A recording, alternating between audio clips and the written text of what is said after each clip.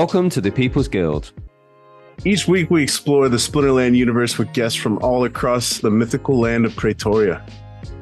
Join us on our journey as we discuss the evolution of the game, the strategy, the lore, and the exciting path that lies ahead. To support the People's Guild, make sure you subscribe, rate, and review wherever you get your podcasts, and also check us out on PeakD, YouTube, and Twitter. Send your questions, suggestions, and epic battles in our comments through Twitter or email at thepeoplesguildspl@gmail.com. We'll feature the best in our episodes and maybe airdrop you some prizes. Thanks for tuning in and enjoy the show.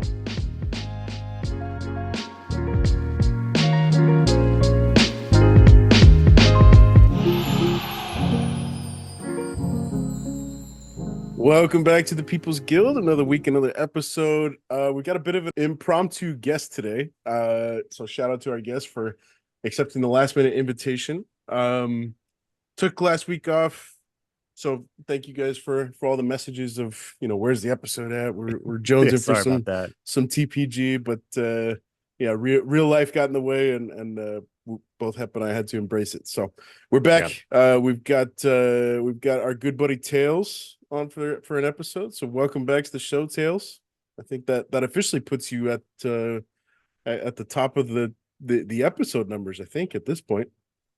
Man, that's setting records here. I like it. So no problem. Happy to hop on, be the replacement killer. It's one of my favorite movies from, I guess, what was that? The 90s? I don't even know. 2000? What century was that in? Who knows anymore? 1998, man. Oh, there you go. I had to look it up. Good movie. Check it out. I feel like Trejo.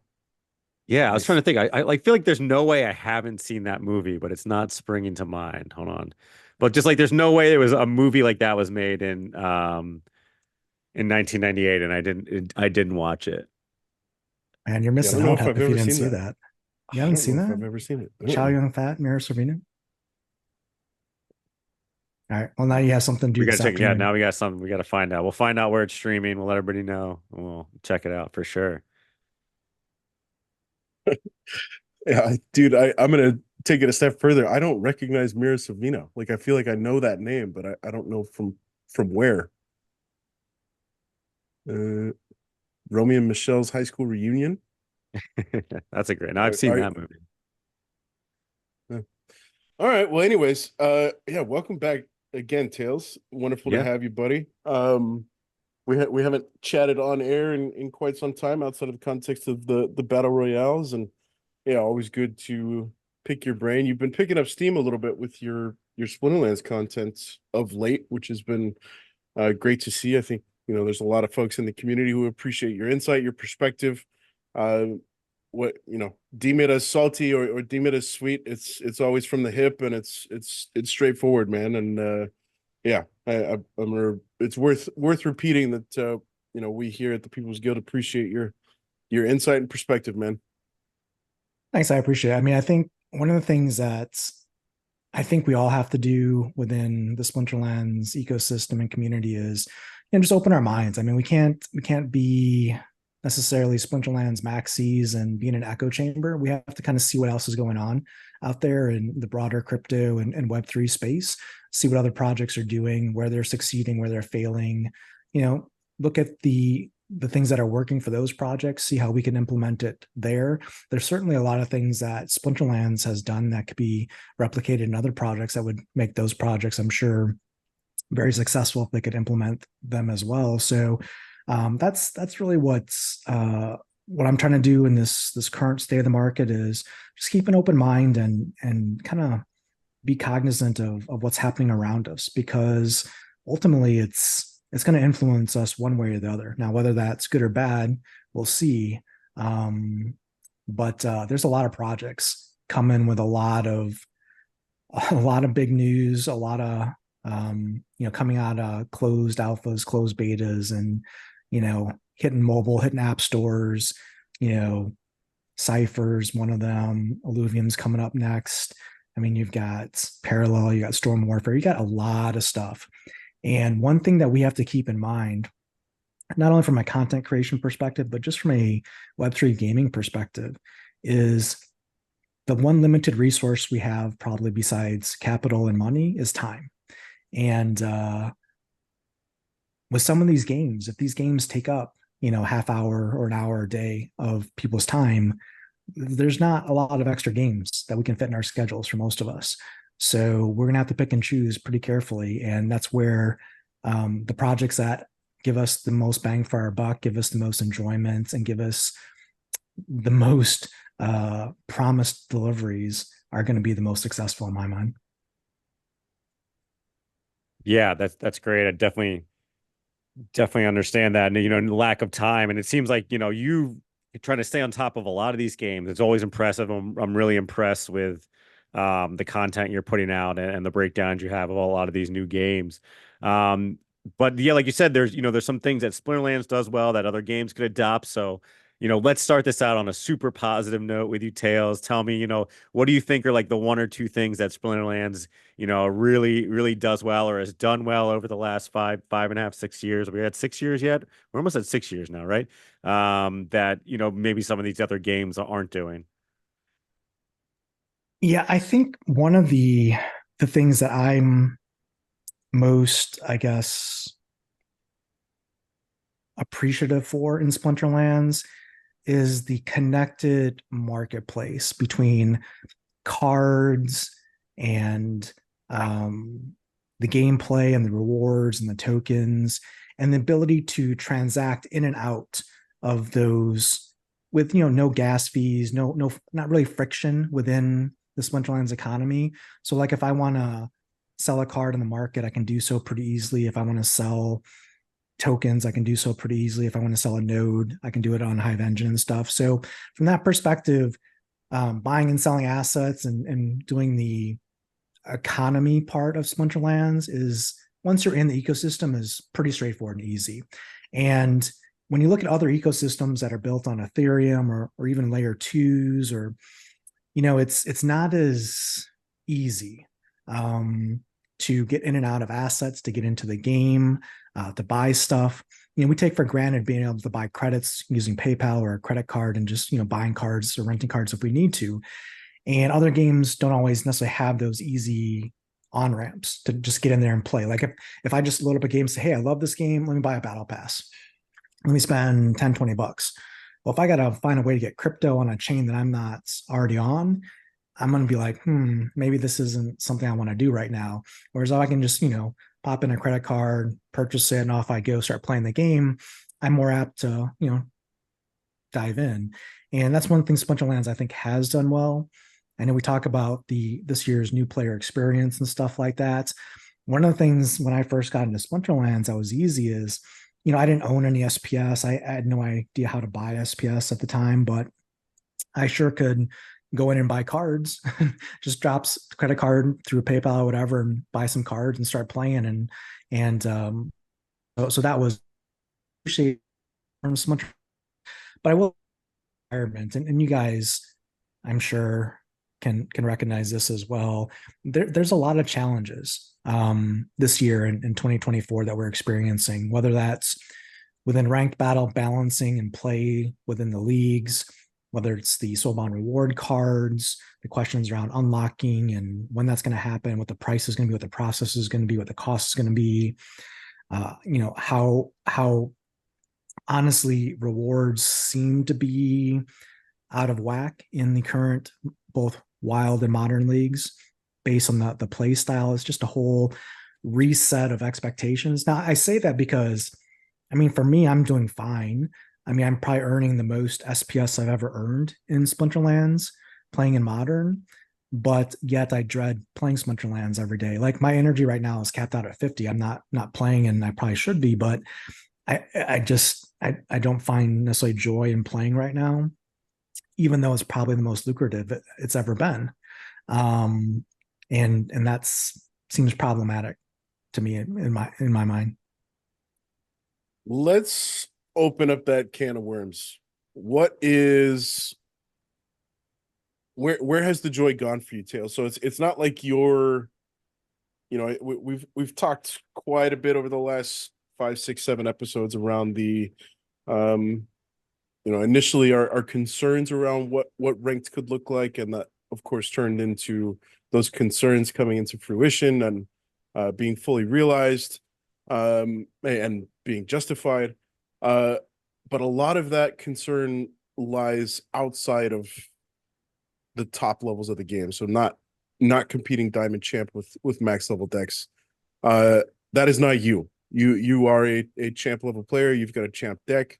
Yet you're still saying that you don't have fun playing the game. Your joy from Splinterlands has dissipated, and obviously if you're sitting at 50 energy, it's dissipated at a substantial rate, and it's vanished.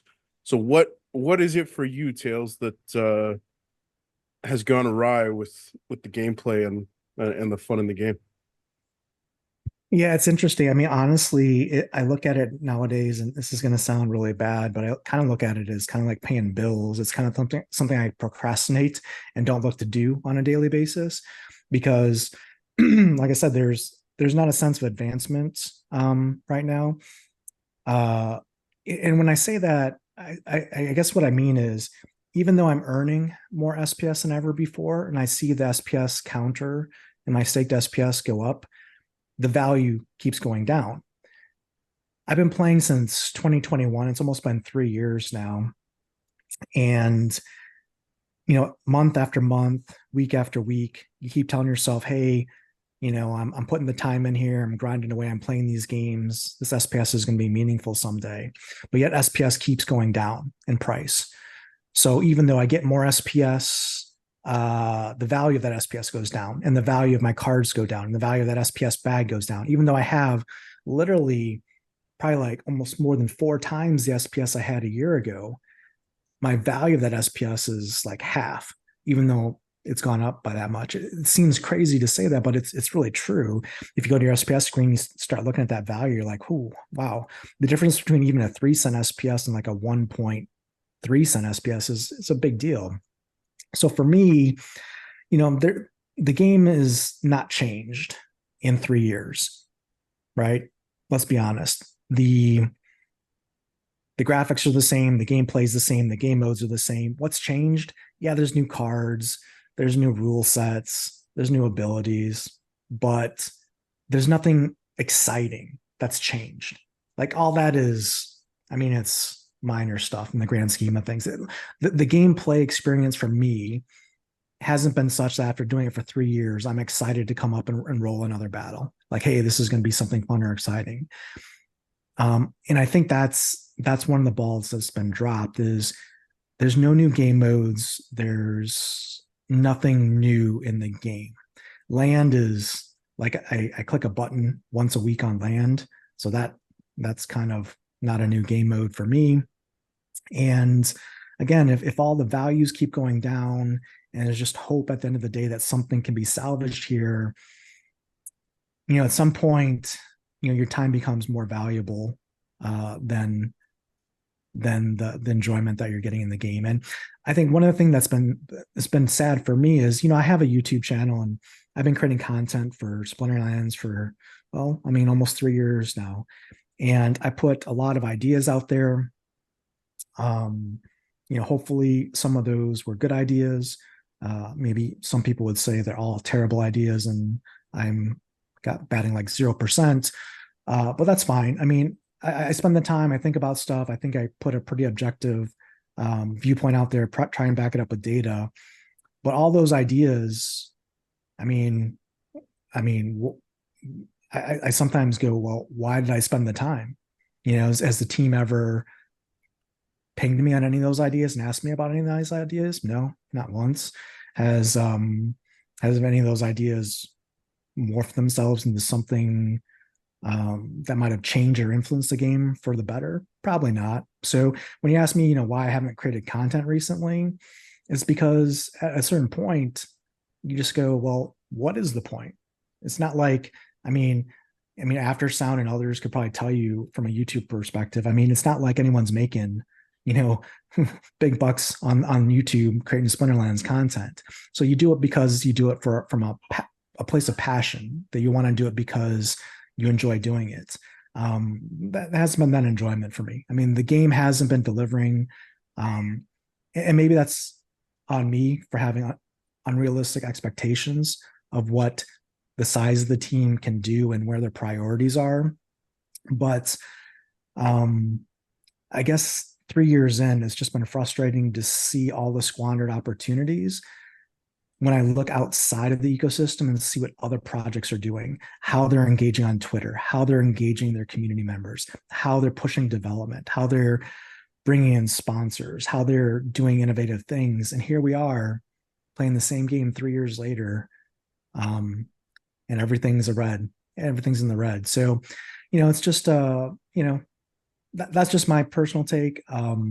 I know it's a little bit of rambling there, but it's been a painful journey, and I'm trying to stay positive. I'm trying to avoid discord and the salt mines, and trying to keep an objective perspective on things. But it is a little tough right now, I will say. Well, Tails, Hep, I know you're keen to hop in on that one, but real quickly, I want to add a big fat asterisk. The game hasn't not changed in 3 years. It hasn't changed in 6 years, right?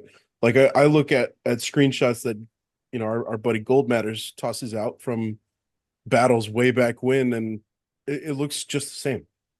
Yeah, we've got new abilities, we've gotten tactics, we've gotten tournaments and brawls throughout the course of that time, but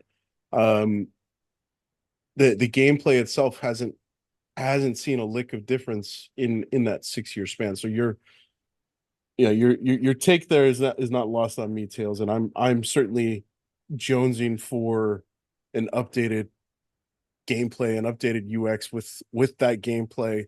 I would love to see some, you and shout out to that conversation you had with Lorcas. I guess you posted it a few days ago at this point, but bringing in these fresh ideas, man.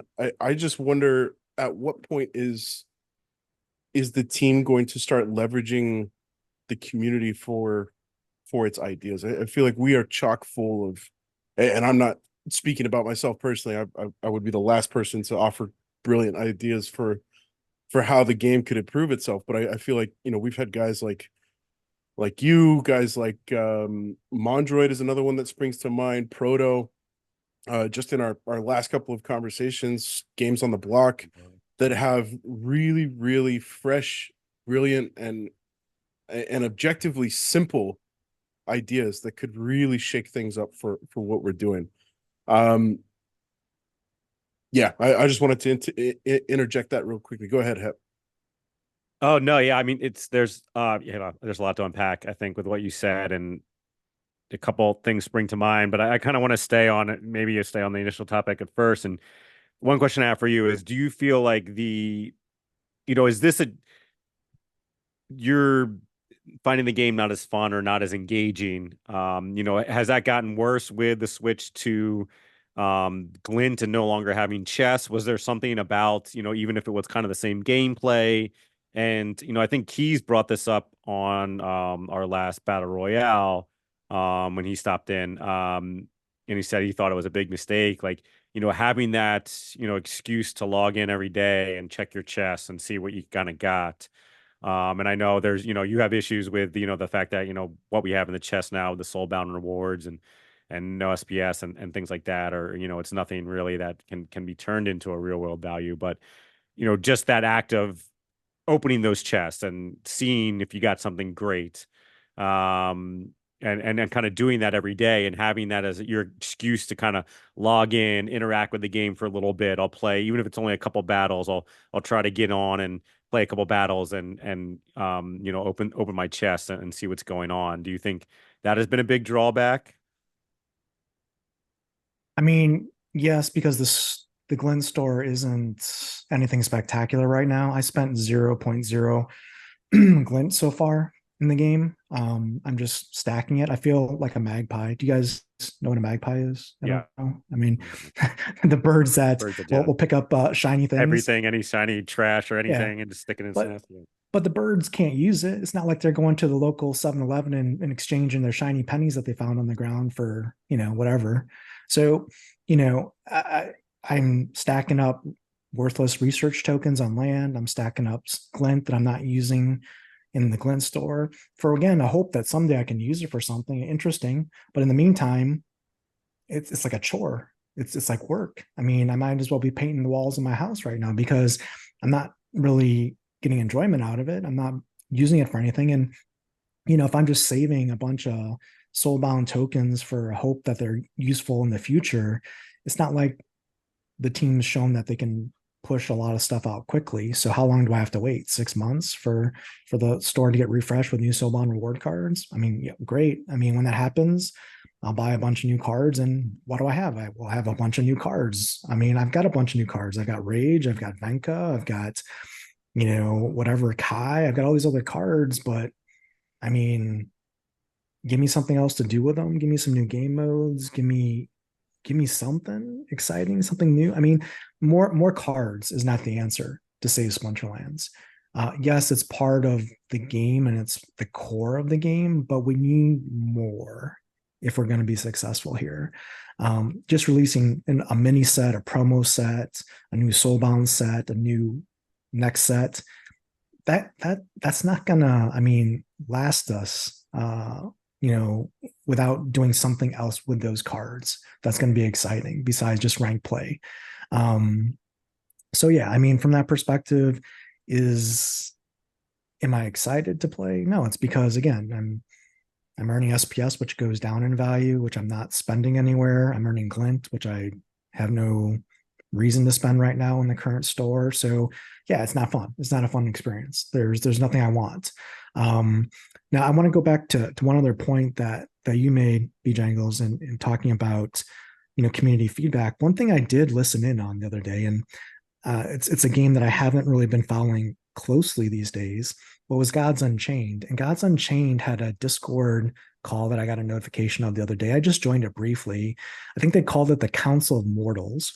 And what it appeared to be, and again, I'm not super in the loop here, but it appeared to be their community representatives and leaders hopped on a AMA with the team and discussed and brought up topics with the team in a formal setting where there was a back and forth between the community and the team, sharing of ideas, sharing of progress, sharing of roadmaps. And it was, seemed like an organized, recurring thing that happened with people that were vested in interest in the Gods Unchained project that knew what they were talking about. And yeah, it seemed interesting. We don't have that here in Splinterlands. We have no community management per se. We have no engagement necessarily with the development team. They have town halls where they push data, I guess, to us in a kind of one-way direction, but there's no sharing of ideas. There's no even not in a public setting, but just in a private setting, there's nothing like that. So either the ivory tower knows what they know and they get things right and they implement things that the community wants, or they don't talk to the community, or they talk to very few people in the community and implement stuff that doesn't turn out well. I think it just makes a lot of sense for the team to look at engaging people in the outward, listening to them. That's it. Just listen to them. Have an open mind, listen to ideas. Many of them could be terrible. A few could be worth it. And I know the team is probably flooded with things they want to do with ideas and stuff. But here's the thing, is some of these ideas are worth implementing that I'm sure the community have. And some of these could be done, I think, within a development window that could be attainable and reasonable. Again, I don't know how the team is sliced from a project standpoint with a number of developers and all that, but some of these ideas that the community has come forward with and discussed, even some of these proposals that have successfully passed and just been ignored, to not really do anything with those and just ignore them indefinitely, I think is a mistake in the sentiment of the community. I think it's showing. Yeah, I think we used to have that town forum thing, right? We had town halls, and then on off town hall weeks we had, but that was a very brief town square, right? Yeah, town square. That was a very brief sort of thing. I feel like we only did that for there's probably only like 4 or 5 of them, right? We only did that for a couple months. Yeah, I think there are people that I think the team does get sort of community feedback through certain people. Whether that's really discussed a lot or acknowledged, I'm not sure. I know the team listens to certain people more when they bring issues than others. So, Well, let I me think ask this question though. I mean, yeah, sorry to interrupt, Hap, but I that's mean, fine. Bjangles, you just did a survey on the new ranked battle experience. You collected a ton of data from a lot of different levels of gameplay, wild, modern, bronze, silver, gold, diamond, champ, all across the board. The spectrum was present there. You did a whole bunch of data analysis. You created a Peak D article on it. I guess the question is did anyone from the team even give you any feedback on that, or did you talk to anyone on the team? Because I thought that was very timely and relevant. I know, and we were actually talking about this, Jangles and I, before you hopped on Tails, and I was saying it was a shame that it was a lot of work. It was very well done. I was super super impressed with it, and it was just like wow, blown away by how much work Jangles put into getting that feedback and then putting the article together, putting it all together.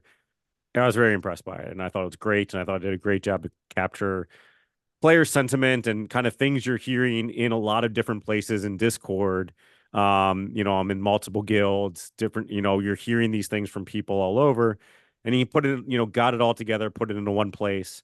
And then someone, I don't know if you heard it in the town hall tales, but like someone asked Matt in the Q&A session if he had, read that. And I think his response was something along the lines, I recall his response being something along the lines of like, oh, I'm aware of it, or I was made aware that it was done because I think Jangles like sent it to him. But saying you're aware, I'm aware of that a lot of things. That doesn't mean I've actually read or considered or cared about them, right? So, yeah, I'll let Jangles answer if he got any feedback from because I know he sent it to other members of the team. But I was very like I honestly. And when I was talking about this too, is I'm sorry, I don't mean to suck up air. I know was directed at Jangles, but like I thought that was something that was like very important. It's very important, maybe just to me personally, because I, feel very affected by it.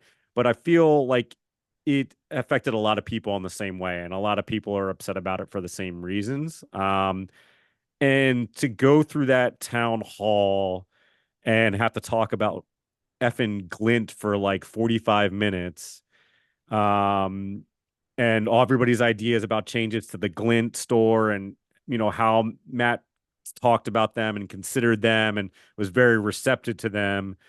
And then when it came to this topic, it was just like he just totally blew it off, and I was very disappointed by that.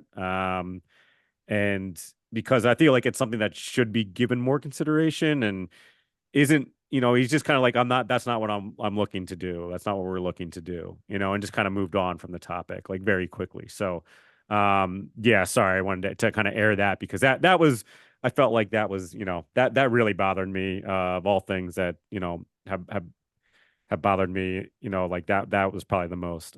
So yeah, Jangles, I don't know if you heard, I know you sent it to a bunch of people, I don't know, did you hear feedback from anybody? Did you even like Nate or Royal Eagle or anyone? Did they say, they read it, or, they're going to take it to and talk to Matt about it, or anybody else on the team?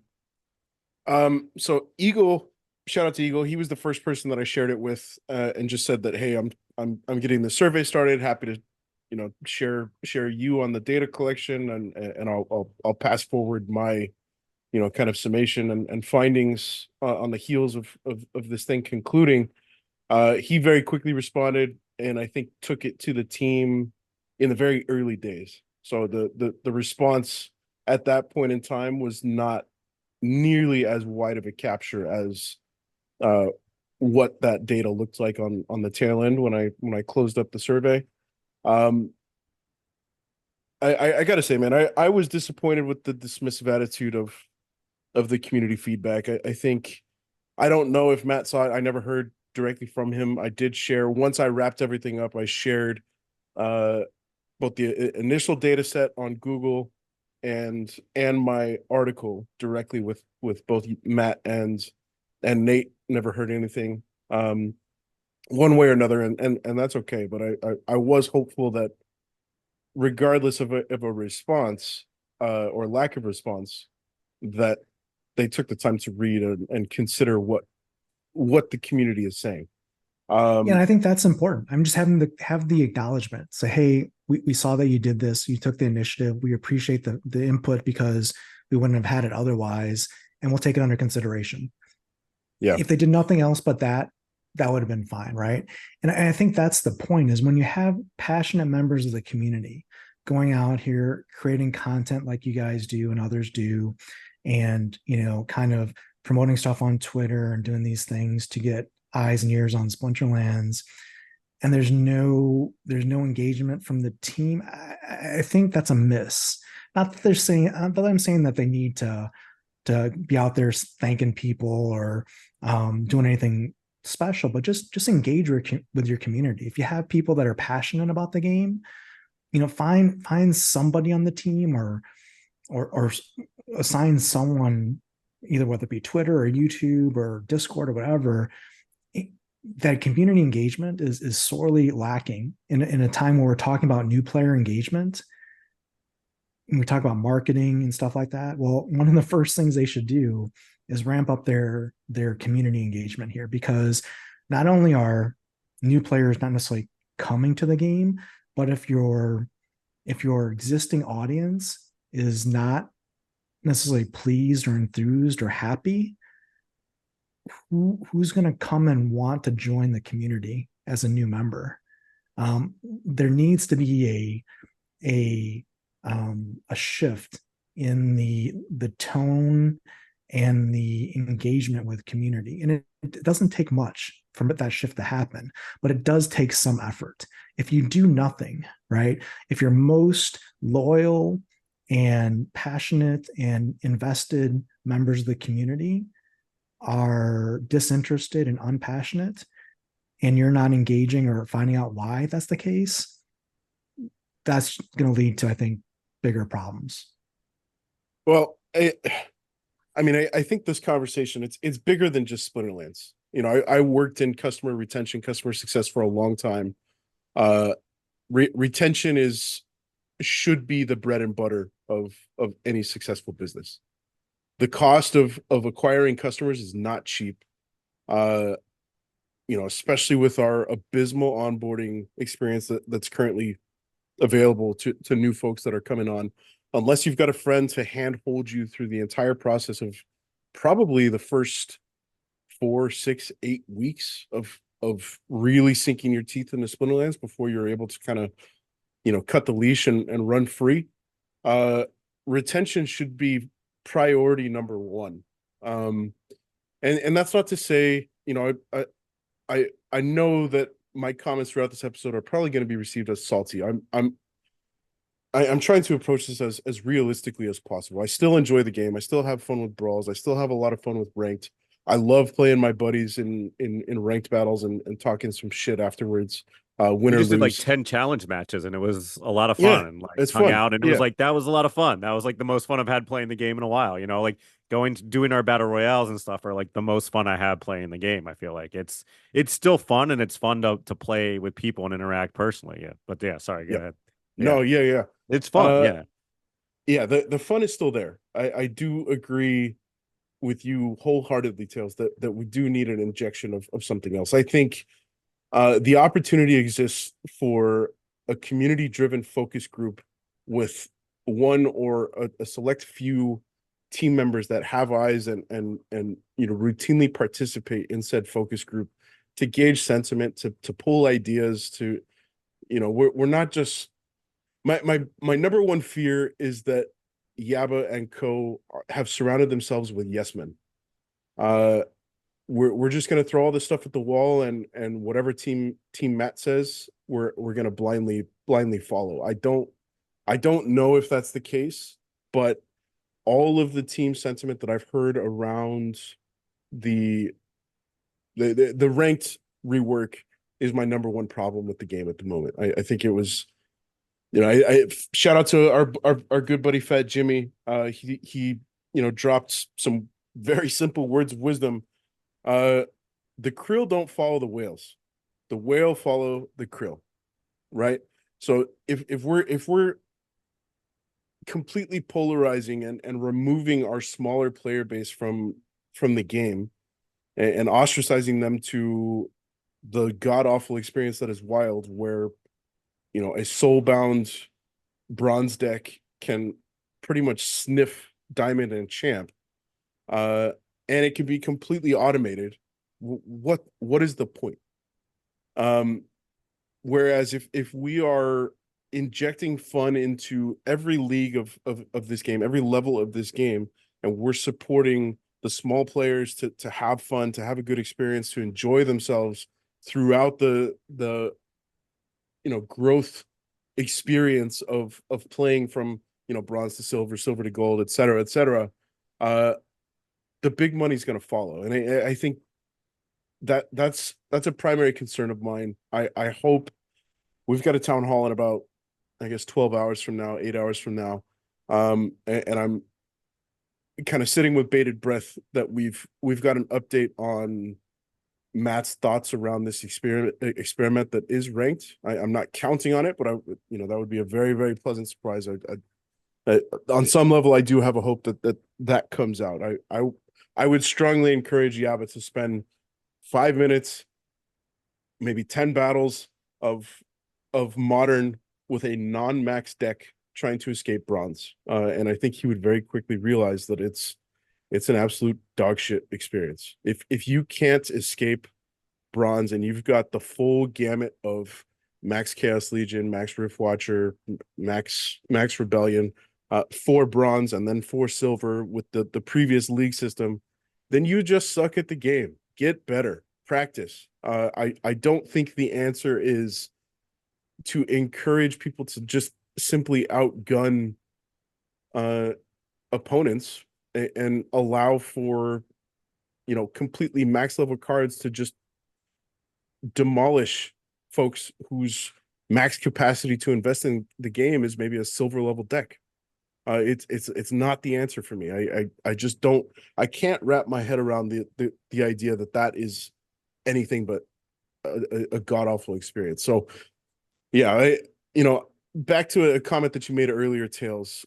Number one, I think the focus group absolutely needs to come into play, and I think this is an area where Weirdbeard, at least in Weirdbeard 1.0, is sorely missed. He did a great job of gauging sentiment. He had the authority to get some of the stuff done. Yeah, maybe 75-80% of the stuff that Weirdbeard wanted to get rolled out eventually to address a lot of that stuff never came to fruition. I think it was probably 6-9 months before Weirdbeard's time with Splinterlands came to an end that he was shifted into a little bit of a different role and kind of pulled out of the community side of things. But either way, we do not have that piece. And to your point, Tails, I think that is something that is a very easy fix. Another point that you made is without the current marketing happening from the team or through content creators like the three of us on this episode, I think honestly it's a good thing right now. I'm glad that we don't have more eyes on the game, because there's a lot of people that are seriously pissed off and have very real concerns. I think even the most objective,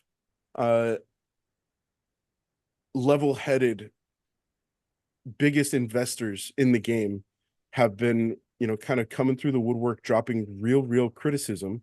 And that's not to say that there's not still a sense of bullishness there. And what immediately comes to mind is somebody like Vugtis. Shout out to Vugtis. He just hit 20 million staked SPS, which that's an ungodly amount of SPS. But in order to get there, I think he had to add another 25% to his stake. So it was no small additional investment, but he made that investment. And in Mav chat, he is very critical of the team. But he looks at our duty as current and present community members being nothing more than buying the team time. I just hope, and this is a very long roundabout way to get back to my initial point of, I don't want the team to be a committee of yes men. I want to see the big ideas, the experiments that look like they're falling flat to be called failed, and to commit to something else. Let's find solution that supports growth and supports fun for everybody, regardless of investment size. And we're just not there.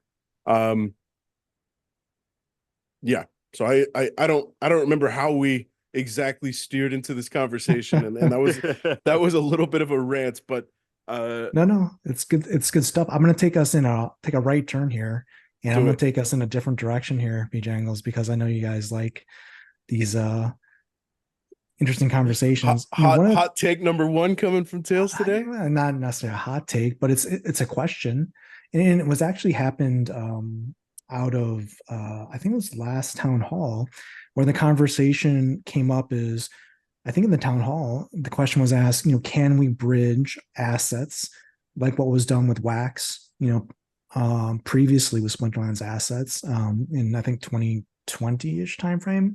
Mm-hmm. But can we look at other chains, technically speaking, where we could get a presence and expand?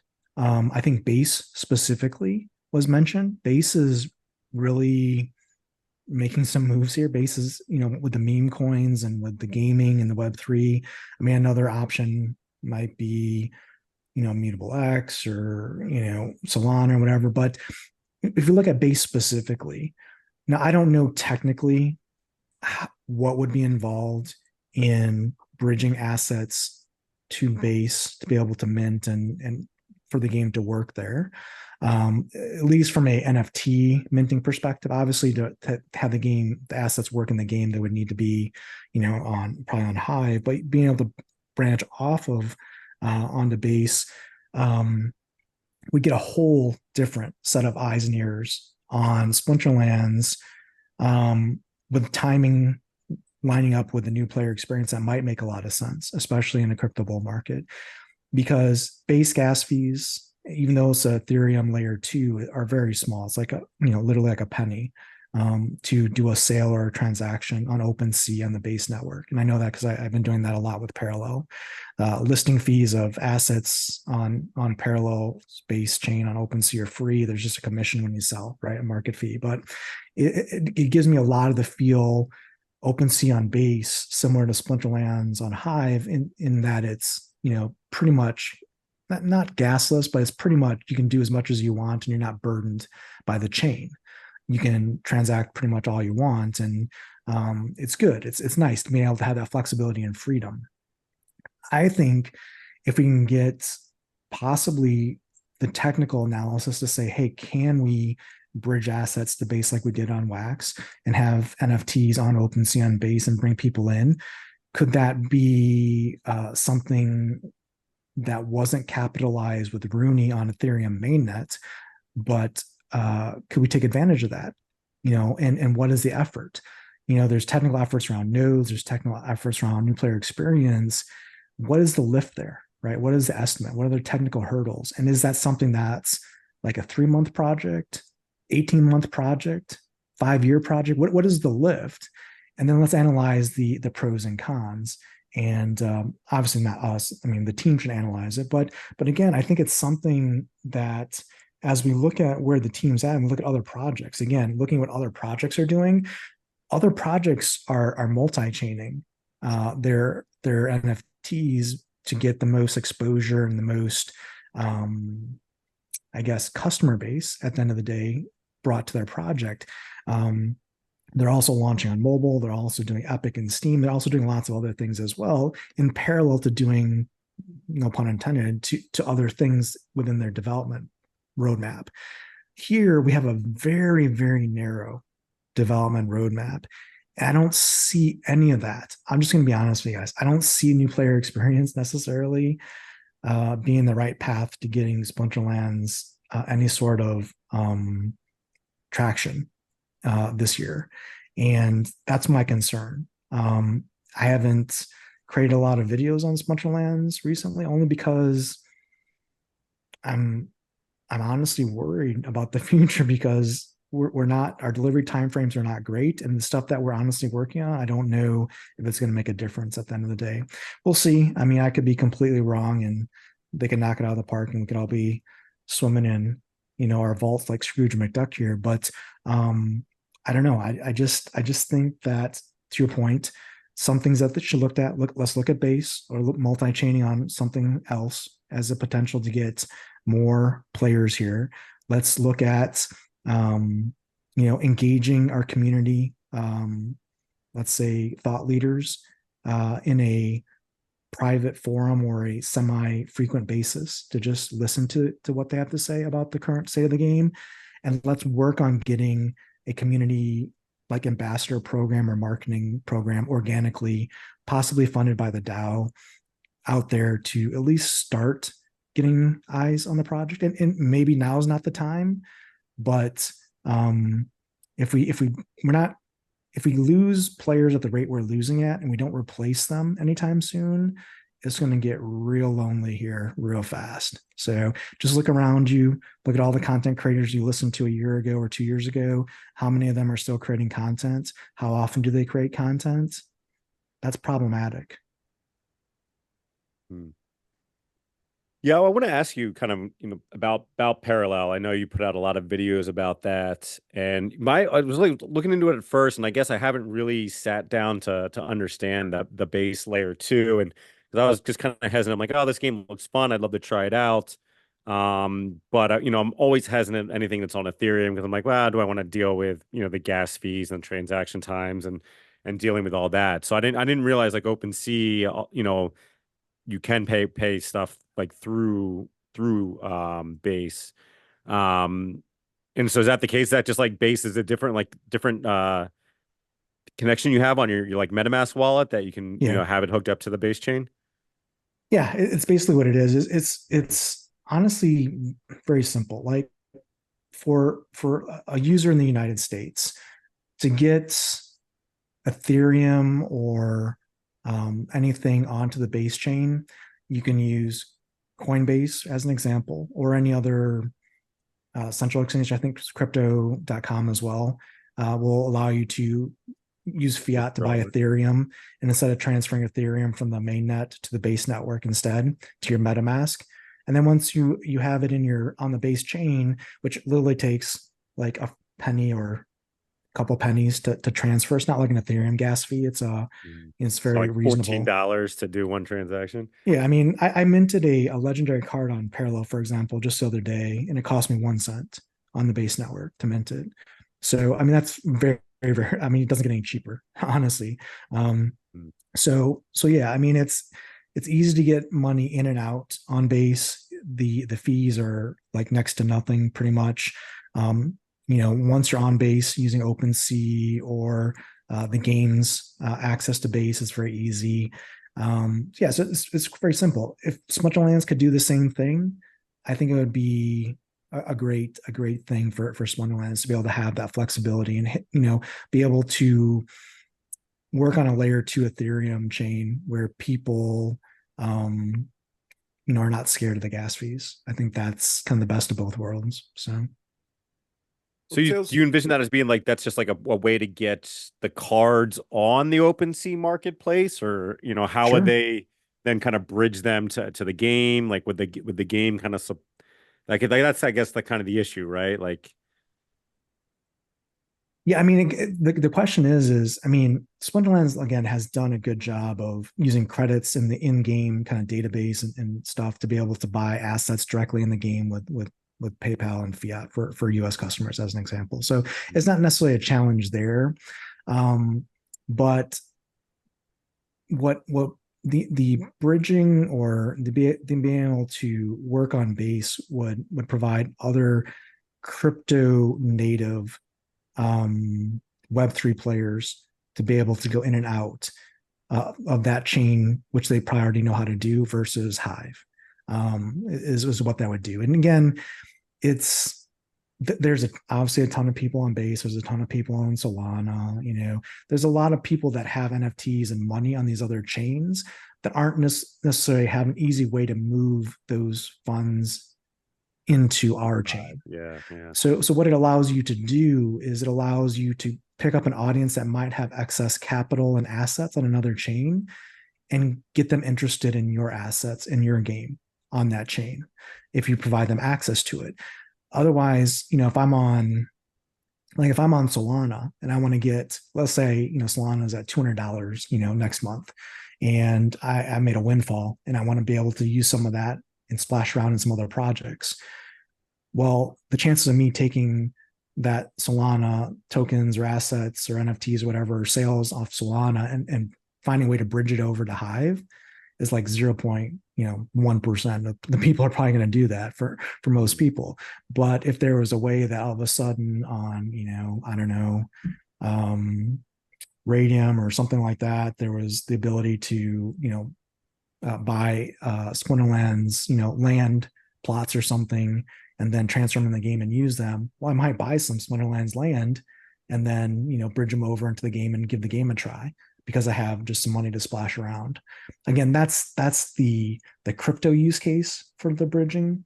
It's not necessarily going to bring in new players that are not crypto savvy, but if a crypto bull run hits and altcoin season hits, there's making it easy to move in and out of a Web3 project is never going to be a bad thing.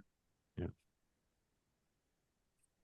I mean, it sounds like, and this is no surprise, and just to kind of clarify your point, Tails, is it's really about visibility, right? And accessibility, I think, is number two, but number one is people can't come into Splinterlands if they don't know Splinterlands, right? And then, of course, there's the question of accessibility, which, I think you're potentially solving with your proposed solution there. But, Matt made it very clear that we've never made the big marketing push that a lot of, these other Web3 projects have kind of, taken the journey on, which is a fair point. I don't remember ever, coming across Splinterlands advertisements and stuff like that. We had a handful of folks that, maybe came in through some Brave ads or something like that, but it's never, I guess, for lack of a better word, traditional Web3 marketing.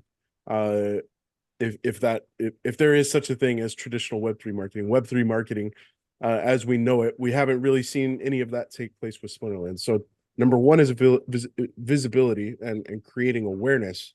And number two, then, of course, is accessibility and the ability to buy into the ecosystem. Yeah, so I don't know, man. You bring up a lot of great points there, man. And I've told you a number of times it still frustrates me that I'm unfortunately unable to play Parallel. I have tried. It still does not operate on Mac Machine. Yep. Oh yeah. Well, yeah. So That's I was like gonna do because you can kind of play the game without buying assets, right? Yeah, it's free to play. It's a Web2, Web3 hybrid. Like you can play. But do you have to download like a plugin or something though? It's because I went to go do it and then I was like, I had to download something right now. Yeah, it runs on a game client, so it doesn't run in a browser. It's like a real game. It's going to be on Epic, I think, here this quarter. Yeah, that's huge. That's huge. And Hep, this is where Mondroid kind of peeled his idea of the free-to-play version where big ghost cards come from. So Tails, to kind of circle back how, to where Hep opened the conversation of a couple of positive things. I think you gave one positive thing, if my maths are correct. Let's look at the other side of the coin. What are, from a pure gameplay perspective, not looking at chains and bridging and all that sort of stuff, purely the gameplay, what are some things that you feel like Splinterlands could learn from some of these other Web3 games?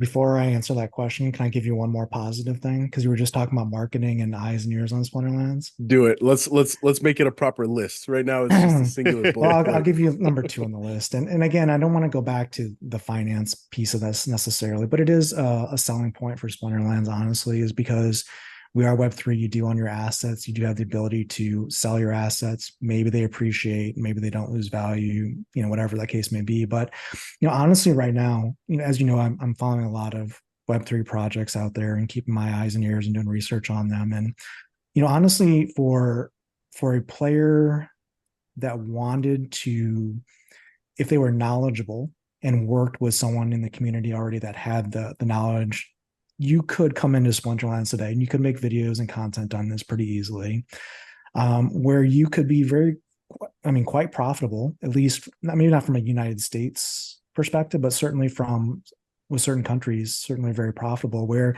you can come in with no investment today, simply rent out a select number of cards, certain cards in Modern, and play the game at just an average level, and through those rentals make more than you're renting on a daily basis.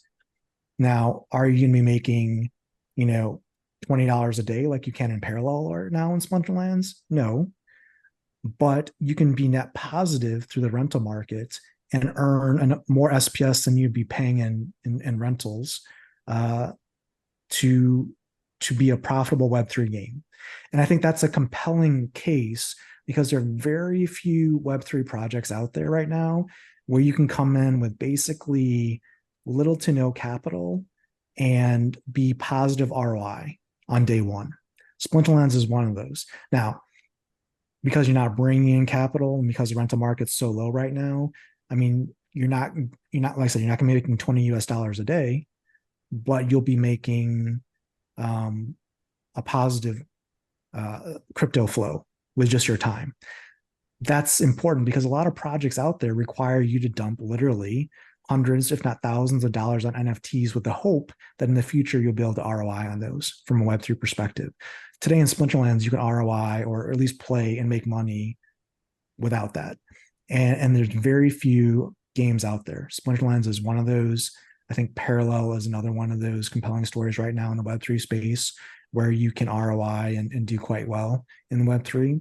Now, if that's your cup of tea and you want to get that message out, that's something that Splinterlands could definitely do, and that would be positive press.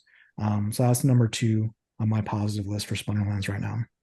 Now, I think you were going back and asking me the question, Bjangles, was in the current gameplay, was the question, what do I enjoy with the current gameplay in ranked battles? Or I think like what some of the other things like Parallel are doing that could yes, could kind of bring you over. What can Splinterlands do? Yeah, well, so, and I know Splinterlands has said they don't feel that this is of much value and to either the players or to Splinterlands, but I think it's a mistaken assumption on their part. If you look at what Parallel does, I think every couple of days is they have for sale in their store emotes, like voice emotes and reactions for the gameplay. They have skins for their summoners or paragons. They have card backs. They have, I guess it would be board, like scenery, like battlefields that you play on. They have artifacts that are like little gadgets that are like your summoners, like pets or minions or whatever that appear on the game board as well. These are things that players will spend money on because they're cool. It makes them look different to their opponent when they play. They may relate to that specific style or color or piece that they want to add to their collection.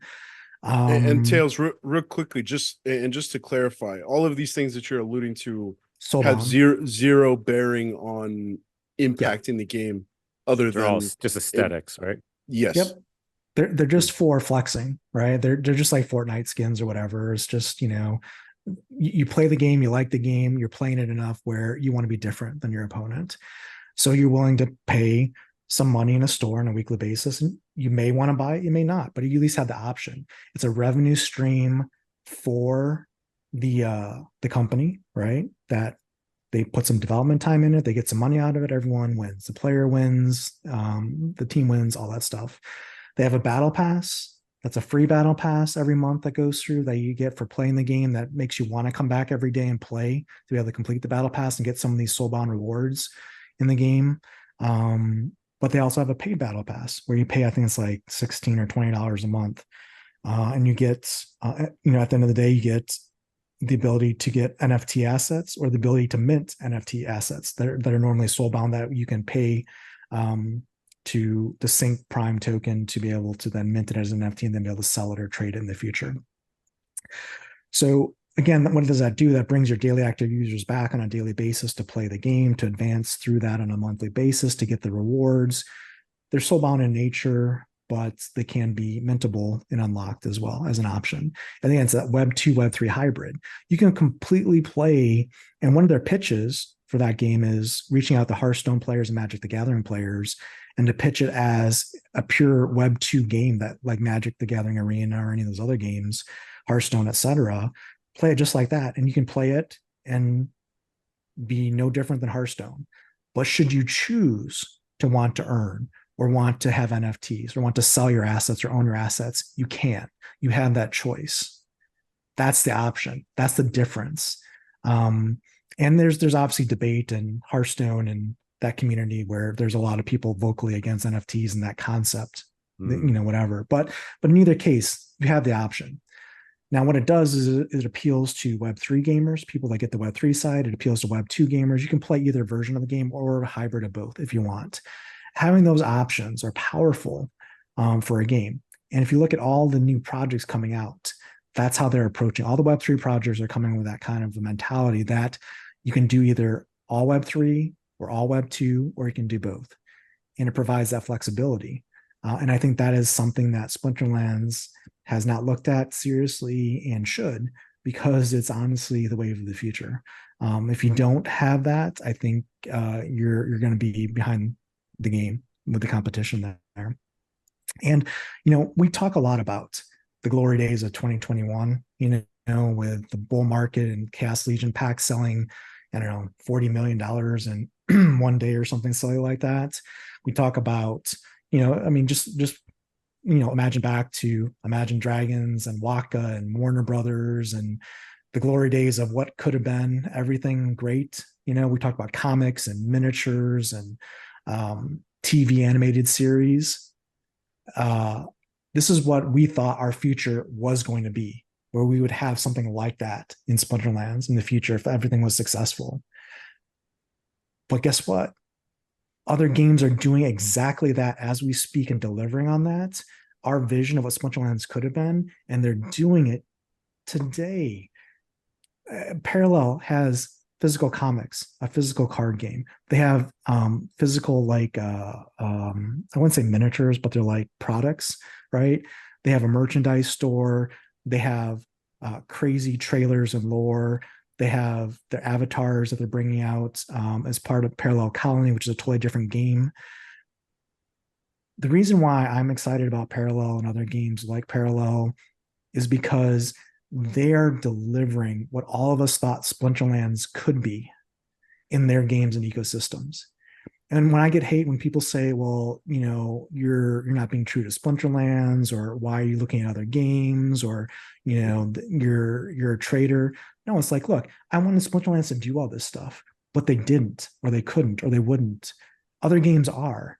So rather than, being salty and saying, I'm going to stick around here and hopefully this can be turned around, no, I'm looking at other projects that are actually doing it, doing all the things that we wanted as a community for Splinterlands to do. If other teams are going to be able to deliver that, then that's a team that I want to understand and get more information about and follow. It doesn't mean I'm leaving Splinterlands or I don't believe in the future of Splinterlands, but I'm also not blind enough just to stick my head in the sand and say, well, it's Splinterlands or bust, and this is the only thing that's going to be ever successful in Web3. That's just silly. And, here's another story for you guys. I was on Twitch streaming earlier today, Parallel, and I saw someone came into my stream that I hadn't seen for, it's probably been a year. It was a former Splinterlands TV streamer that was on the stream team at a point in time. I hadn't seen them on Twitch for a while. They dropped in and said hello. They've been playing Parallel for, I guess, a year now. and I hadn't seen them. They said hi and we were talking, and they've done tremendously well in that game. And hadn't seen them at all, but there they were, and talking about all the success that they've had by going out and looking at a different ecosystem. No hate towards Splinterlands, none of that. They were just like, hey, I did this instead, and it's worked out well for me. And they were talking about all the success that they had, and it was a great story, and I'm very happy for them. And I think this is what we should be doing in Web3, again, is taking the ideas of other projects, seeing their success, and hoping that our project succeeds here in Splinterlands, but also being cognizant that there's a lot of stuff going outside of us that if you're not aware of, or if you're not looking for, you're going to miss it. And that would be, I think, a mistake as well.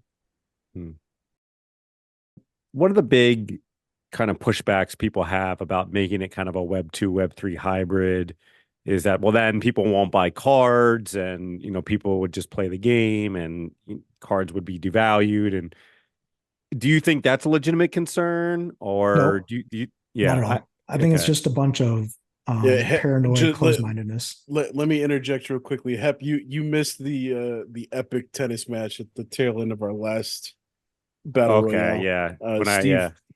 Steve definitely went to bat for this exact idea. Tails, chimed in a couple of times.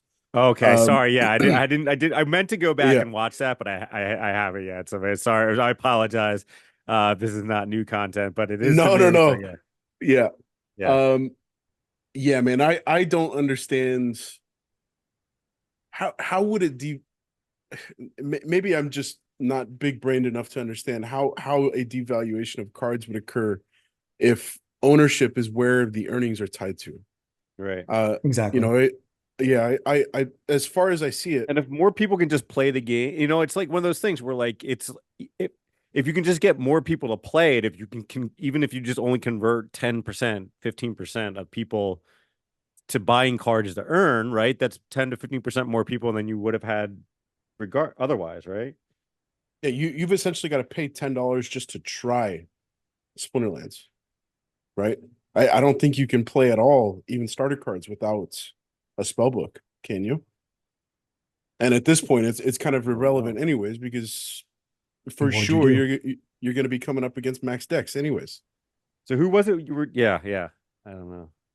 Who was it you were talking with earlier? Do you want to say? I mean, you can say, right?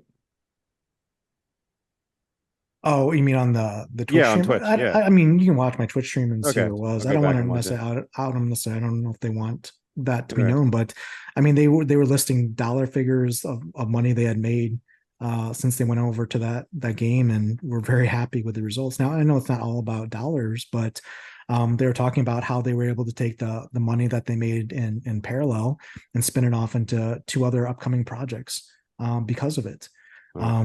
That's not happening Parallel with uses assets. I feel like I was watching, like, when I was looking into Parallel a little bit, they have like the video. Is it Ali Straza who's in like one of the in like the video for, because she's a big Hearthstone player. She was playing Splinterlands for a little bit. I don't know if she still is, right? But completely bought and paid for, man. I think that translated into genuine interest for, I don't know, maybe 6 months. Not even. Yeah. Her and I think her husband Mason, they definitely invested in some, I think they bought a Max Chain Golem, they bought a bunch of Untamed cards, and then on their way out the door, before Rebellion had been announced, I bought Ali Straza's Max Truth Speaker off the market, and I think that was on their way out the door. But yeah, go ahead, Tails. Sorry to cut you off. Well, I know. I mean, not just Parallel game. Ambassador, it's like Big Time's doing it. Parallel is doing it. I think Cornucopias is doing it. Illuvium is doing it. All these games are engaging with community members to spread the word, and they're rewarding those individuals that spread the word. Right? They're, I know specifically for Parallel, they've recruited probably, I want to say like around a dozen of the top Hearthstone competitive players over to their kind of ambassador program, where they stream and do content for Parallel. And I think it's been very successful from what I've seen based on Twitter responses and stuff like that, where they've been able to bring a lot of that audience, which is a core audience for that game, into the game. Now, there's also a lot of conflict there with some people in the Hearthstone community not appreciating that or not liking NFTs and being very vocal about it as well. But Hearthstone's a big game, and what you're seeing is in a lot of cases, Twitch streams and Twitter followers and just a lot of volume of views on YouTube as well for some of these games, not just Parallel, but even Gods Unchained and other games out there here that are making moves right now in the market. And again, I'm not saying that what Splinterlands is doing is wrong or incorrect or whatever. I'm just saying, well, look, there is going to be, I believe, movement here after the Bitcoin having been completed now. The next, let's say 6 to 18 months, right? Something big is going to happen in crypto. I think many of us would probably say that that's probably a pretty likely chance. Those that are preparing and building for that now are going to have the best chance to capitalize on their efforts. And that's just not from a player perspective, but a project perspective as well. Both perspectives are relative. And I guess, the whole point of my channel has always been, to just share my journey in Web3. And I'm kind of like an open book. I'm just pretty realistic about what I'm doing, what I'm looking into, and I share it with my audience. And, like I said, I share ideas that I think will improve Splinterlands. And I also share what else is going on in the ecosystem. I think right now is just an exciting time for Web3 to see what's happening. And I think if you were to take a vacation over the next 6 months, I think you would regret it. You would come back and find that you missed a lot. So all of that said, do you feel like, like I mentioned earlier, I feel the silver lining in all of a lack of an ambassador program within Splinterlands is it's not the right time. Like we don't have, new player experience getting a total revamp has left some of the most bullish veterans and OGs in the game very salty. So until we can figure that out, until we figure out what does, within the last 6 weeks, I think the conversation has really spiked up and amped up the volume around soulbound cards was a failed experiment. We need to bring back real value to cards that can be earned in the game or rewarded in the game. I think. I think there was a couple of videos on that. So we're seeing a lot of kind of turmoil in and amongst some of the very loyal, dedicated OGs, within the last couple of months as a result of this kind of experimental new ranked system. So would you say that it is fair, and do you kind of see it as I guess a bit of a begrudging silver lining that we don't have all of that stuff at that moment? No, I see it as a call for help, a red alert. Here's what I see, and I'm just going to be realistic here with you guys. I see it's what, April 24th today, right? It is almost May. I have seen the team be radio silent for basically half a year, like almost 5 months of 2024, with little to show for it, which is why there's so much salt. The tokens are down, the asset values are down, there's no news, there's no communication, there's nothing being delivered. I say nothing in air quotes, and there's stuff being delivered, right? But it's not the right stuff that's making a difference. I say it's a red alert because if we've gone through the first effectively 5 months of the year with no communication and nothing delivered, now's the time to double down from a team perspective and get shit together while you still can, right? It's engaging with the community. It's finding ways to deliver impactful developments in sprints that can make a difference targeted stuff that will change the tide of sentiment and content creation, because every day, every week, every month that goes by with nothing to show for it is just another nail in our coffin. And I hate to be dramatic because I'm trying to, spin this in a positive fashion. You're sure good at it, Tails. but this, I'm just being realistic, guys. I mean, I agree. I agree. I think you are. It's you can't have the first. I mean, you could say effectively since Land was released last November, there's been really nothing. I mean, yeah, Rebellion came out and we've had new cards come out, but look at the sentiment. No one really cares, honestly. It hasn't made a difference. And in fact, if you look across most of the community, there's been a lot more exits than entries, or a lot more excitement or a lot less excitement than salt. So by taking action on tomorrow's town hall, by doing things that with a sense of urgency, right? Mm-hmm. With a sense that we don't have necessarily a year of runway to say, yeah, we have money in the bank, we're good. Let's just slowly grind out a year and see where we're at. No. Work now, work with the DAO, work with your community, try and multiply your ability to impact change in the ecosystem and scale it in a fashion. Do things differently, because whatever's been done thus far is not necessarily working well. Now I know that's hard to say because Matt's only been like CEO for 6 months, right? And he's kind of changed his role at a time where he had a lot of baggage that he had to deal with. So I understand that. But if we don't hear from the team, at least make sure your deliveries every 2 weeks or every month are bangers that are really adding value. And we haven't seen that for the first 5 months of the year. So my takeaway is I would implore the team to engage the DAO, engage the talent in the community, find ways to multiply the knowledge, the expertise, the experience to get things done faster, because time is not on our side here. And I know that's not a positive spin. It's just reality.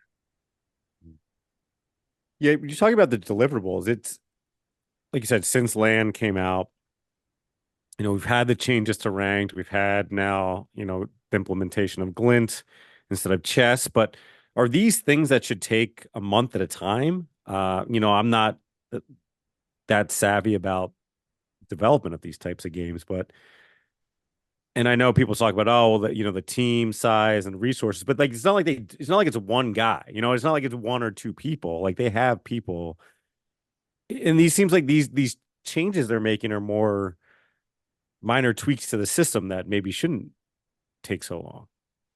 I don't know what to tell you. All I can say is I bought my last Rooney, I think in September of last year, in preparation for Land rollout of 1.5, to get a prefix title, to be able to get benefits in our shares.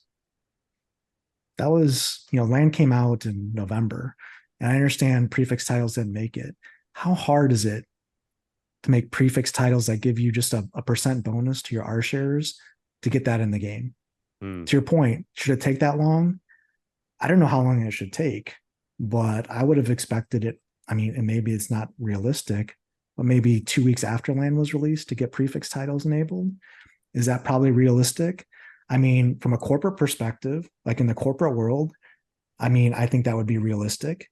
People would probably, I mean, I don't want to say, I just would say, I think what we are getting versus what players would like to see. At the end of the day, is it a big deal that I don't have a prefix title for my Land? No, it's not a big deal. But is it a reason is that making me happy? Is that making me, less salty out there because of that? No, it's another thing that makes me be like, well, man, this is brutal. I'm just gonna have to play my battles again today. Again, it's the small things, delivering on the small things, right? If you can't deliver on even the small things, how can you expect to be delivered on the things that really matter? And that's to your point, is how long should this stuff take? I don't know, but I wouldn't think prefix titles exist in the game. Mathematical percentage to someone that has a title in the game should be easily coded. Why don't we have it? I don't know. Good question. Do you think so? Let's wind it back to, like you said, Dale's $40 million of Untamed packs. Is that? I guess I didn't realize that they sold that many, in like Chaos a day Legion. or a week or whatever. What's that? Chaos Legion. Oh, Chaos So Legion packs. more Yeah, recent than Untamed. Yeah. yeah, like the everybody was riding high. They're flush with cash, and the team was 2-3 times as big. And what did they do with those resources, right? It was like, well, we're going to now build a tower defense game that didn't get completed. And instead of making that, kind of like a separate game mode of Splinterlands, it was going to be, its own standalone game that was maybe going to use the Splinterlands card somehow, but you're also going to have other packs and other staked SPS, and it was going to be built on this whole different system. So, yeah, I don't know. Was it such a missed appointment of resources? Was it such a missed opportunity to kind of, when we had a lot more resources to focus on, a bunch of other stuff, we GLX, even though they said, well, no, this is going to be a separate team. Like there's clearly people working on both projects. So it definitely took away time and resources from Splinterlands. I mean, so like, yeah, it's like when we had the last kind of influx, it was, kind of just scattershot, where the RNG didn't work out in our favor, that, all this stuff got talked up, but none of it really got completed or built, and none of it ended up really benefiting us. Like, do you think that's fair, or do you think those were sort of things in the right direction? They just didn't have enough time. I mean, I look, before you chime in there, Tails, I heard, I forget who it was, but they summed it up really nicely, where the idea was Splinterlands squandered that money by building wide instead of building deep. We all came here for the game. They should have tripled down on what we came here for instead of building outward with Soul Keep and Genesis League Sports and yada yada. So we should have built deep. Instead, we built wide, and now we're suffering the consequences. And to circle back to what you mentioned a couple of minutes ago, Tails, unfortunately for Yaba, that's the environment he was kind of riding passenger in, and has subsequently inherited as CEO, and it's now his shitstorm to clean up. But yeah, okay, go ahead, Tails.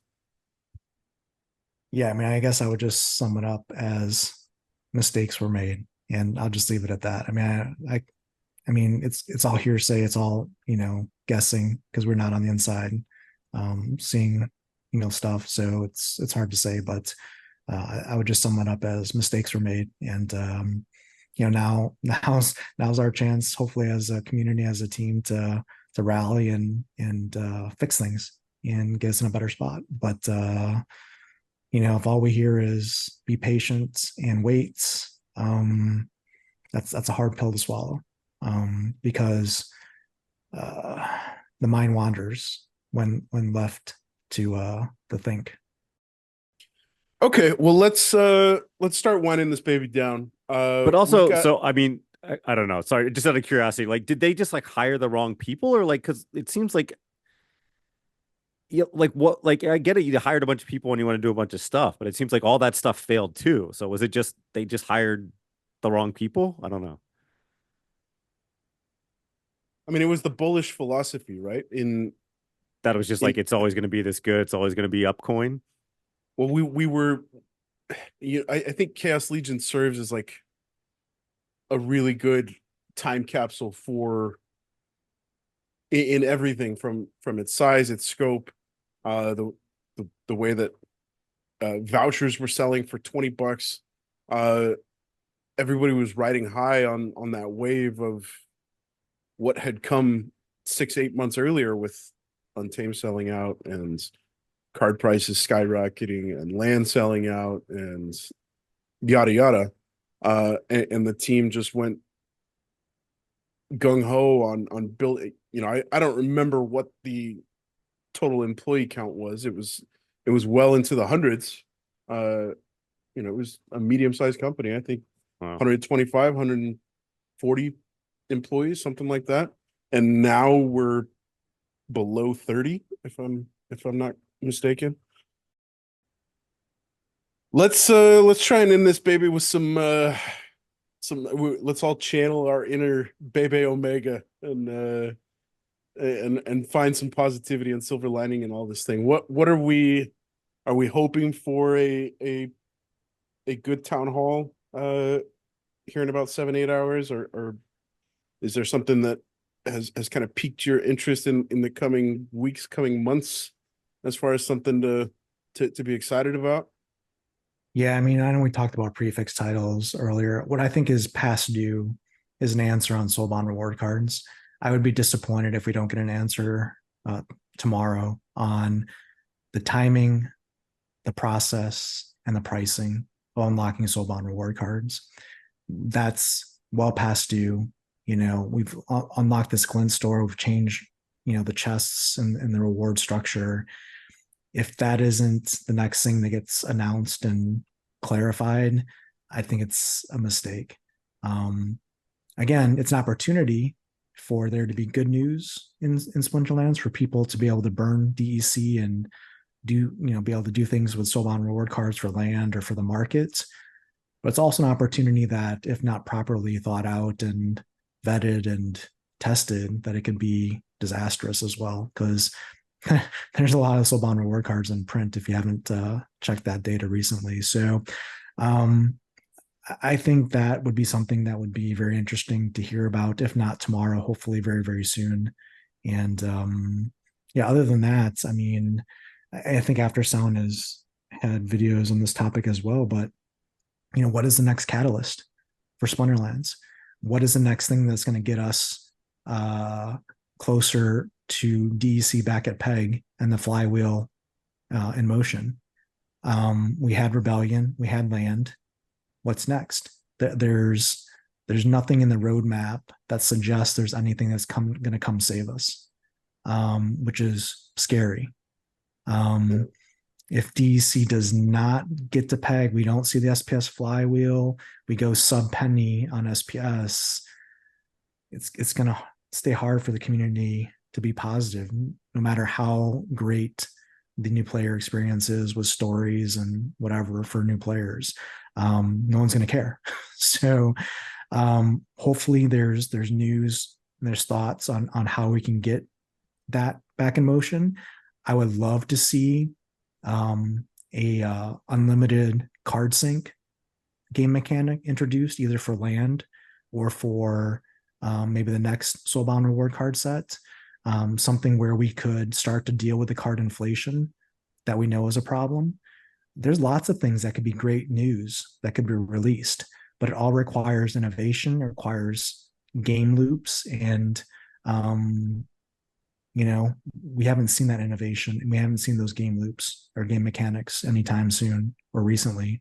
So hopefully that's, if you ask me what's on my wish list, if I could see answers to soulbound reward cards and an infinite card sync and an infinite sync of maybe like vouchers and guilds or something like that to ramp up guild competition and guild value, sure, that'd be great too.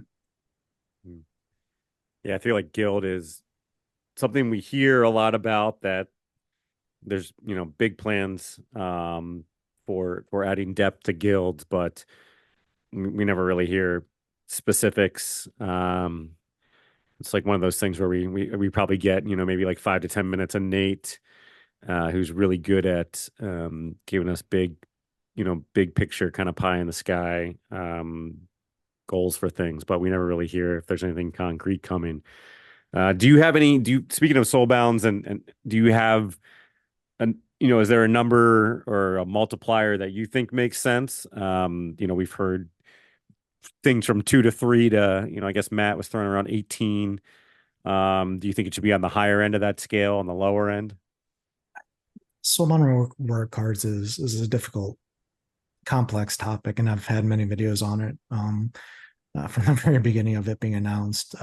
So there's a lengthy record of my opinions on Soulbound reward cards on my YouTube channel, should anyone wants to check that record. But we just did a recent video talking about some ideas around dynamic pricing of Soulbound reward cards. Look, I mean, we can't forget that there was already a proposal that Matt put forth, I don't know, 6 months ago that was passed with pricing for unlocking it for land. So that's the first place to start as a baseline. That's what Matt had looked at originally, and it was passed by the DAO, and nothing's been done with it for land. For unlocking for trading and selling, is it more or is it the same than that? I don't know. But we need something from Matt to say, based on where the game has changed in the last 6 months since that proposal passed, here's what we think. It's either we agree with what we thought 6 months ago, or we need to change it. But we've heard nothing. We have no idea if Matt thinks it should be less, more. It's like the Goldilocks thing here. Who knows at this point? There's been no indication one way or the other. So again, let's get that sooner rather than later, so we can plan for that. I did, like I said, create that video recently on dynamic pricing. What I think many people didn't realize in that video is the unlock period, the initial unlock period, whether that's 24 hours or 1 week or 2 weeks or 1 month, whatever it happens to be. The unlock period for that initial mint is, the price that would be set by the team. And it's only future unlocks that would be dynamic. And there's a lot of people that, when they looked at that idea, said, well, I can't make, money on minting and selling Soulbound reward cards then. Yeah, because it's driven by dynamic calculations. So you would sell it for what the market could bear. So you're not going to make profit necessarily. Maybe a small margin there for arbitrage. And many people are upset with that because they have this idea that they're going to sell their I don't know, what is it? Dumb cake orcs or whatever for like hundreds of dollars or something and become Splinterlands millionaires. Well, that's not realistic based on how many are printed. That's never going to be the case. What happens is if you just release it at a ridiculously low unlock price, then it's just going to be like the Chaos Legion reward cards where you're making pennies. And for most players, let's say you have, 600 dumb cake orcs or whatever, well, you're going to make $12. Congratulations, you're a Splinterlands millionaire. So people are getting twisted and bent out of shape because they're thinking they're gonna make a lot of money on this stuff for rewards that they've earned, when in reality the whole concept of Soulbound reward cards was always flawed from the very beginning. So the idea that we put forth in the video was really about controlling the market based on card demand and current size player base, and making it dynamic such that there was scarcity, rarity, and value in those cards for the cards themselves. Not now, if you minted them early and maybe you got a good mint price, maybe you can make money in the future if they appreciate it as players came into the game. That would be the play, but no one wants to think about that. They just want to think about the easy math, and that's not really sustainable. So anyways, a little bit of a divergence there, but check out that video if you're curious. Yeah. We talk about it, and it might make sense. Yeah. I mean, I think everything that I've heard around the revamped player experience is very much the macro view, right? So that, in my mind, that 100% includes the very integral part of a Splinterlands experience, which is the reward cards. So yeah, to your point, Tails, that's something that I'm really hoping for, if not in this town hall, definitely in the next one, because we've got, I think the last that we heard is the next batch of Soulbound cards is set for sometime this summer to get released, and to be creeping that close to the line where we're switching over into a new batch of reward cards, and we're still, at a complete loss with what the unlock process and price looks like, it's a little concerning. So hopefully we get that under wraps soon. And yeah. Agreed. Well, that's the reason why I haven't done anything with my Glint, because until I know if it's going to be more effective for me to buy or sell soulbound reward cards on the open market rather than to buy it with Glint and roll my dice in the Glint casino there, I'm not doing anything until I figure that out, and I need to know those data points. So I wait patiently. Yeah, we need a big town hall. All right, Hep. Anything else that you were kind of looking forward to in the short to medium term that we haven't covered, or is there something in particular that you're wanting to get off your chest? No, I think we've said it all. Yeah, I'm gonna thank Tails again for hopping on with us, and yeah, I definitely always appreciate your perspective. So I love it. I love that. I think having your analysis and opinion in the community is important. So thank you for being here.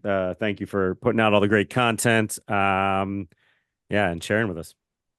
Yeah, thanks for having me on. I appreciate it, and hopefully it wasn't too salty. Hopefully it was just a little dose of reality, and we can take the pros, the cons, and move forward. So, well, I think Splinterlands is overdue for some tough love, man, and I think that's what when I hear you speaking critically of the game, that's what I'm hearing, because you wouldn't have stuck around for 3 years if you didn't enjoy the game. And maybe there's been certain elements of the game, whether it's community or friends or guilds or whatever, that's kind of pulled you along in those moments where you weren't loving the gameplay as much. Is kind of irrelevant. You're still here. So before that changes, yeah, here's to reviving Praetoria. Let's get this sucker back on the right track. And yeah. All right, Tails. Yeah, I want to echo what Hep said. Very much appreciate you hopping on, and yeah, man, your perspective is great, dude. Forget the haters, dude. I appreciate whether you call it salt or something else. Real talk. I look at I look at a lot of what you say as being very valuable, real perspective of what's happening, not just in Splinterlands, but across Web3, dude. So we appreciate you here at TPG Tails. Keep doing you, man. Appreciate it. Good news is the foundation for Splinterlands is strong. The bones of the house are good. The vision is still innovative. We just got to deliver, and let's stay tuned. Stay tuned. All right. All right, everybody. Hope you enjoyed the show. We will catch you a little bit later. I'm sure we'll see some of you guys at Town Hall, but we'll see you next week for another episode. You have been listening to The People's Guild.